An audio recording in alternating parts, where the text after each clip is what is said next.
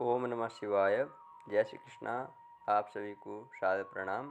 श्रावण मास महात्म्य 15वां अध्याय। सनत कुमार जी ने शिव से कहा, हे देवेश, नागों का आश्चर्यजनक पंचमी व्रत मैंने सुना। हे देवेश, अब आप षष्ठी के रोज किसे किए जाने वाले व्रत को कहें। इस व्रत का क्या नाम है, क्या विधान है। शिव ने संत कुमार से कहा, हे विप्रेंद्र, श्रावण मास शुक्ल पक्ष की षष्ठी तिथि को महामृत्यु विनाशक उत्तम सुपोधन नाम का व्रत करें। शिवालय में या घर पर प्रतन पूर्वक शिव का अर्चन कर सब्जी, दाल, आटे, भात का नैवेद्य, नमक सहित आम का साग रखें। ब्राह्मणों को नैवेद्य पदार्थों को वायन करें और जो विधि से इस व्रत को करता है उसे अनंत पुण्यों की प्राप्ति होती है। इस संबंध में प्राचीन कथानक कहते हैं कि रोहित नाम का एक राजा बहुत समय तक अपुत्र वाला था। उसने पुत्रार्थ अत्यंत कठिन तप किया। तप के प्रभाव से प्रकट हो ब्रह्मा ने उससे कहा, हे राजन, तेरे भाग्य में पुत्र नहीं है। फिर भी वह पुत्र प्राप्त्यार्थ कठिन समस्या करता ही रहा। संकट में ब्रह्मा ने फिर प्रकट हो वह बोले, हे राजन, तुम्हें मेरा दिया हुआ जो पुत्र होगा वह अल्पायु होगा। इस प्रश्न पर राजा और रानी ने यूँ निश्चय किया कि पुत्र प्राप्ति से बंध्यापन तो हट जाएगा, लोक में अपुत्र होने की निंदा तो मिट ही जाएगी। यह बहुत है। ब्रह्मा के वरदान से शोक और हर्ष से युक्त पुत्र हुआ। राजा ने उसका जात कर्म संस्कार आदि संस्कार विधि यथाविधि किए और दक्षिण नाम वाली रानी तथा राजा रोहित ने स्नेहवश उसका शिवदत्त नाम रखा।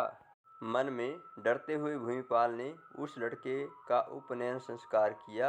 मृत्यु के भय से विवाह नहीं किया। जब 16 साल का वह बालक हुआ तो उसकी मृत्यु हो गई।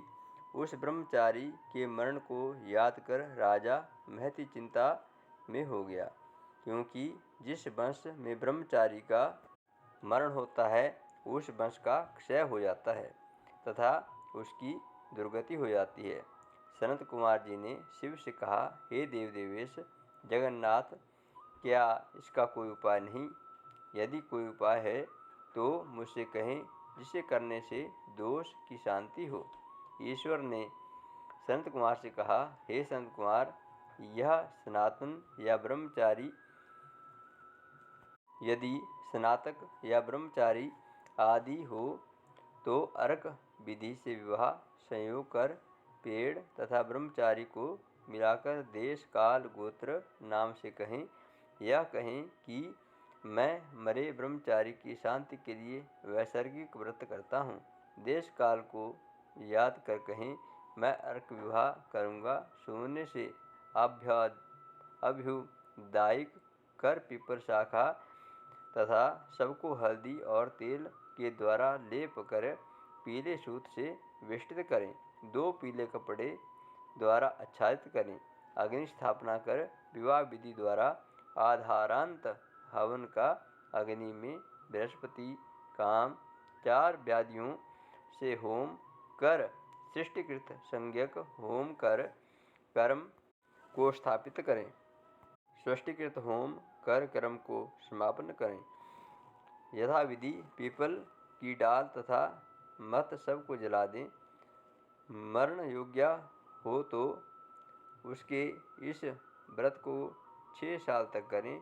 ईश्वर ने संत कुमार से कहा, हे विप्रेंद्र, राजा ने ब्राह्मणों से इस विधि का श्रवण कर अपने मन में विचार किया कि अमुख्यतः अर्क विवाह मुझे उत्तम नहीं लगा। विवाह ही मुख्य होना उचित है, जिससे मेरे जीव के वास्ते कोई बालिका नहीं देता। मैं राजा हूँ, जो कोई मुझे अपनी लड़की देगा मैं रत्न और उसे बहुत सा धन दूंगा। उसके नगर में एक ब्राह्मण रहता था। वह दूसरे देश गया हुआ था। उसकी प्रथम मृत पत्नी से एक लड़की थी। दूसरी विवाहित स्त्री बहुत दुष्टा थी। उसने डाह से और बहुत द्रव्य के लोभ में उस लड़की को देने की इच्छा प्रकट की। उसने 1 लाख रुपया लेकर 10 साल की उस दीनबाला को मरे हुए राजा के लड़के के वास्ते दे दिया। उस बाला को लेकर वे सब नदी के किनारे शमशान में गए। वहाँ उस सब के साथ बाला का विवाह किया। मनुष्य लोग विधिपूर्वक सब के साथ संबंध कराकर जलाने के लिए तैयार हुए। तब बाला ने कहा कि आप ऐसा क्यों कर रहे हैं? बाला की ऐसी वाणी को श्रवण कर वे सब दुखित हो बोले, यह तेरा स्वामी है, इसकी देह को जला रहे हैं। यो सुनकर बा स्वभाव से डरती हुई वह रोने लगी और कहने लगी, आप मेरे स्वामी को क्यों जलाते हैं? मैं जलाने नहीं दूंगी। सब लोग जाएं, अकेली मैं यहाँ रहूंगी। बालिका के ऐसे हठ को देखकर सब करुणा से आदर्शित हो गए। जो प्रारब्धवादी वृद्ध लोग थे उन्होंने कहा, अहो अत्यंत कष्ट है, किसी का विकर्म नहीं जान सकते। संरक्षक दयालु भगवान क्या करेंगे? निराश्रय यह कन्या सापतन्य भाव द्वारा दूसरी सौतेली माता से बेची गई है। अतः कदाचित देव रक्षक हो तभी इस बालिका को तथा इस मरे हुए राजकुमार को हमें जलाना नहीं चाहिए। यदि आप सबको हमारी बात अच्छी लगती हो तो हम यहाँ से घर चलें। ऐसा विचार कर सब अपने अपने घर को लौट आए। वह भय विह्वल हो अकेली बालिका शिव और पार्वती को याद करती हुई बाल स्वभाव से ना जानती हुई यह उसकी याद में यह क्या है यह ना जानते हुए भी उसने इस भाव से यह कह भील हुई। उसकी याद मात्र से करुणा परिपूर्ण सर्वज्ञ पार्वती और शंकर जल्दी वहां आए। तेज पुंज वृषभ पर सवार हुए। शंकर पार्वती को देखकर उसने प्रणाम किया, पर ये देवता हैं ऐसा उसको ज्ञान ना था। उनके आ जाने से उसे बहुत आश्वासन हुआ तथा उनसे बोली, क्या मेरे स्वामी उठेंगे या नहीं? उसके बाल भाव तथा दया से आर्द्र शंकर पार्वती ने कहा, हे बाले, तेरी माता ने सुपोदन नामक व्रत किया था।